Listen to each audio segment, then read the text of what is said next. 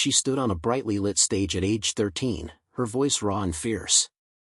The audience sat in stunned silence as Courtney Hadwin poured her soul into a song nobody expected from a quiet girl from County Durham. Within seconds, a sold-out theater in America was on its feet. Today, we trace her astonishing rise, the moments that changed her life forever, and the tragedy that followed her dream, all the way to the present day, where at just 21 years old, she has finally released the debut album the world has been waiting 7 years to hear. A little girl with big dreams.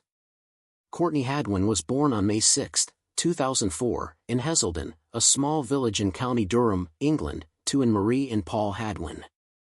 Her parents were hardworking and always found time to nurture her love of music. From a very young age, Courtney responded to sound in ways most children don't. Her mother played records from a range of established artists, and little Courtney absorbed every note. By age 3, she would throw her hands in the air and dance the moment music came on, filling the house with a joy her parents couldn't help but encourage. At age 8, school introduced her to formal singing lessons. Her music teacher noticed something immediately, an unusual depth and warmth in her voice that didn't belong to an 8-year-old. She was encouraged to join the school choir, and weekly rehearsals in the school hall gave her something she hadn't expected: confidence. She earned the nickname Rocker Girl from her classmates, and she wore it with pride. Courtney was never casual about music. She practiced vocal scales in her bedroom mirror before school. She paid careful attention to her breathing, learning how to support a note all the way to its end. At 10, she pulled together a group of neighborhood children and formed a little act they called Durham Soul.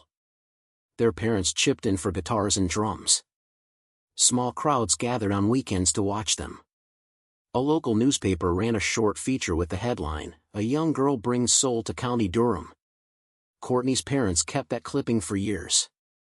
She also trained at Shotton Hall Theatre School, where a dedicated music teacher worked with her on phrasing and emotional control, how to shape her voice so it didn't just carry a note, but carried a feeling. Her first real public performance came at a small festival in Durham City. Standing under those stage lights, her nerves almost got the better of her. Then she opened her mouth, and by the final chord, the crowd was cheering for someone whose name they hadn't known an hour earlier. By 12, her dreams had outgrown her hometown. She saved pocket money toward plane tickets. She wrote her goals down late at night by lamplight. She was a child with a clear idea of what she wanted, and the discipline to work for it quietly. The audition that stunned America. In the summer of 2018, 13-year-old Courtney Hadwin stepped off a plane in the United States for the first time, carrying a small suitcase, a leather jacket, and a determination that had been building for years. She had come to audition for America's Got Talent. On the morning of her audition at the CenturyLink Center in Omaha, Nebraska, she held her fedora in one hand and her audition form in the other. Backstage staff called names at random. Contestants practiced in small clusters.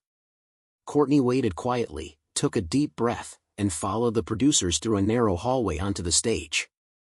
What happened next is now one of the most watched audition clips in television history. She had chosen Otis Redding's Hard to Handle. She walked out looking almost bashful, small under the lights. Then the music began, and something transformed. Her voice tore out of her chest like a force of nature. She stomped her foot, spun, and poured every ounce of herself into the song with the ferocity of someone who had been waiting years for this exact moment. Simon Cowell leaned forward with raised eyebrows. Heidi Klum sat bolt upright. Howie Mandel was so overwhelmed he hit his golden buzzer, sending Courtney directly to the live shows in a shower of gold confetti. The theater erupted. Courtney stood in the middle of it all, stunned and laughing, looking at her mother weeping backstage. Her audition video spread across social media that same night. By morning it had tens of millions of views. News outlets from the BBC to the New York Times published stories calling her the voice of a teen Janis Joplin. Heselden woke up to front-page headlines. Simon Cowell told her, on camera, something that she carried with her for years: "You are not just copying anyone. You are yourself." That was the moment the world discovered Courtney Hadwin. From that point on, nothing was the same. Overnight sensation. By the time the live shows began, Courtney Hadwin was a headline. Fans shared her clips obsessively. Talk shows came calling. She appeared on The Ellen DeGeneres Show and on The Tonight Show with Jimmy Fallon, where the house band played behind her and the audience clapped along to every word.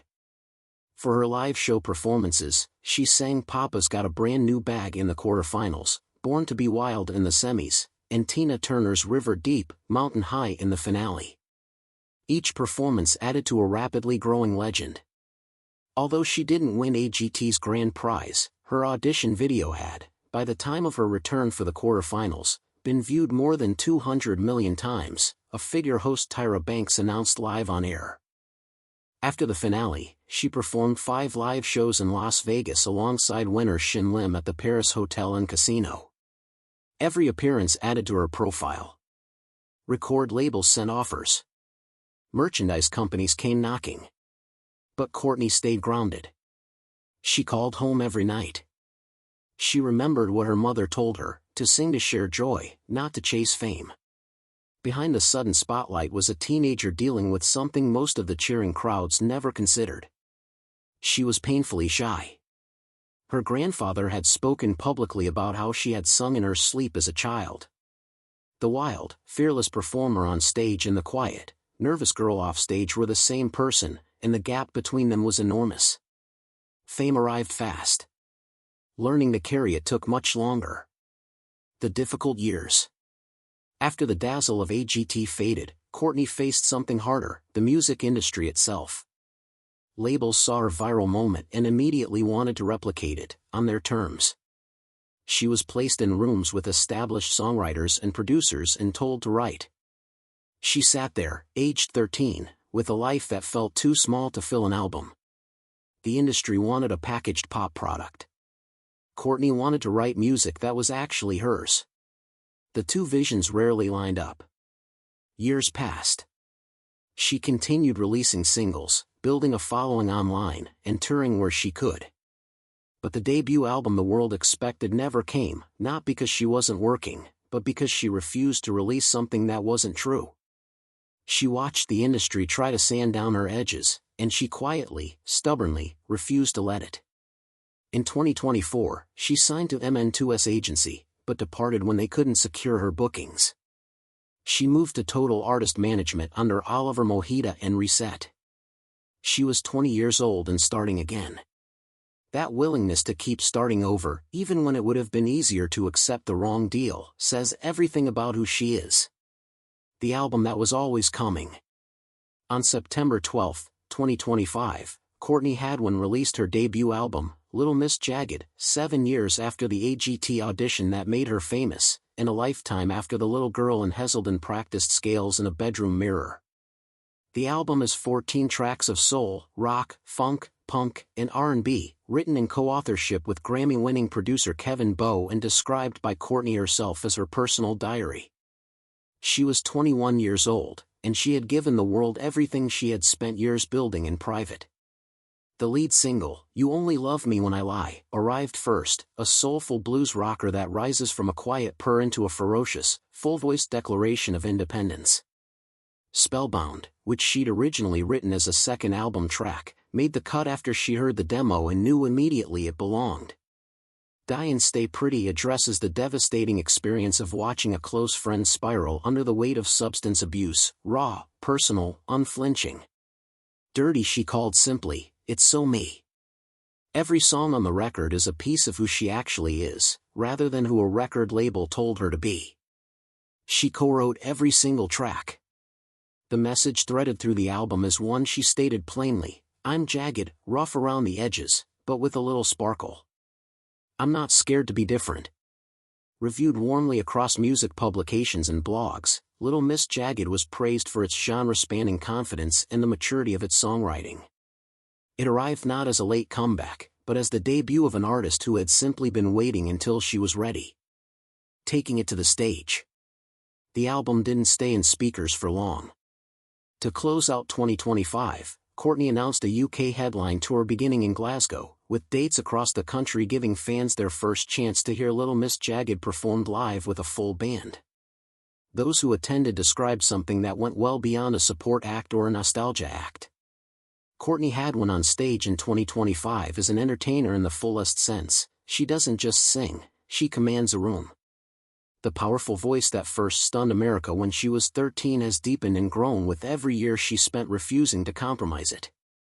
Audiences who turned up expecting echoes of that fedora-wearing kid on a competition stage met something altogether more formidable. She brought the same spirit to a cover of David Bowie's Changes, where an electric guitar and steady rhythm section created space for her voice to stretch and roam. It felt like a statement, an artist signaling that she is no longer defined by a single viral moment from her past. In early 2026, she announced a new single releasing on April 4th, posting a teaser to TikTok that described it as a song exploring love and honesty. The response from fans was immediate and enthusiastic, a reminder that the audience she built through years of authenticity hasn't gone anywhere. What the tragedy really was. The tragedy of Courtney Hadwin is not a single dramatic event. It is quieter and more persistent than that. It is the tragedy of a 13-year-old who became one of the most watched performers in the world overnight, only to discover that the industry waiting to greet her had no real interest in who she was. It is the story of a teenager sitting in music industry offices, being handed other people's words to sing, and knowing, with a certainty she couldn't yet fully articulate, that none of it was right. It is the story of years spent building a career on her own terms when every shortcut was on offer, signed, packaged, and ready to go. The tragedy is also the gap between what the world saw and what she quietly carried. The fearless performer. The painfully shy young woman. The viral sensation who refused to become a product.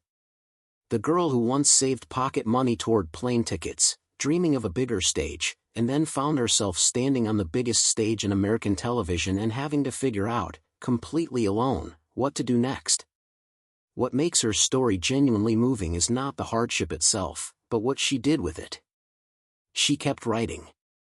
She kept refusing. She kept being jagged when the industry wanted her smooth.